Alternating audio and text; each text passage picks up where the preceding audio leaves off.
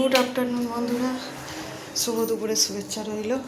তোমাদের বলেছিলাম আজ থেকে একা একাই খেতে হবে, তো তাই আমাদের দাদাভাই কাজে চলে গেছে, মেয়ে স্কুলে। আর আজকে দেখো গরম লাগছে, স্নান করে ওঠার পরেও গরম লাগছে। এদিকে পাখাটা চালিয়ে দিয়েছে, আর কথাটা হয়তো একটু অসুবিধা হবে শুনতে, তো যাই হোক একটু গরম হচ্ছে, পাখাটা চালিয়ে খাওয়া খেয়ে তো ভাত নিয়ে চলে এসেছি। দেখো এদিকে বিট ভাজা করেছি, থালকুল পাতা বাটা, গতকালে তুলে এনেছিলাম থালকুল পাতা মাঠ থেকে, আমাদের বাগানের পাশে পুকুর পাড়ে হয়েছে। আর এটা হলো বিট ভাজা, আর এদিকে কলা আলু, কাতলা মাছ দিয়ে, জ্যান্ত কাতলা মাছ দিয়ে কলা আলু মাছের ঝোল করেছি, একদম মশলা কম, কাঁচা লঙ্কা দিয়ে করেছি, জিরে বাটা দিয়ে তরকারি মাছের ঝোল করেছি।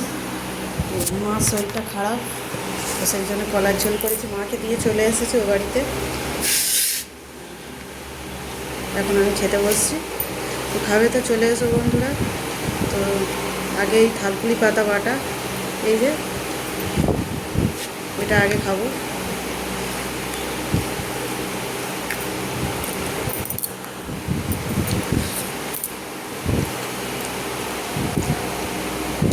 থালকুলি পাতা বাটা খাওয়া খুবই উপকার গরম ভাতে। তোমরা কারা কারা খেতে ভালোবাসো ভাতের সাথে অবশ্যই কমেন্ট করে জানিও। টাটা।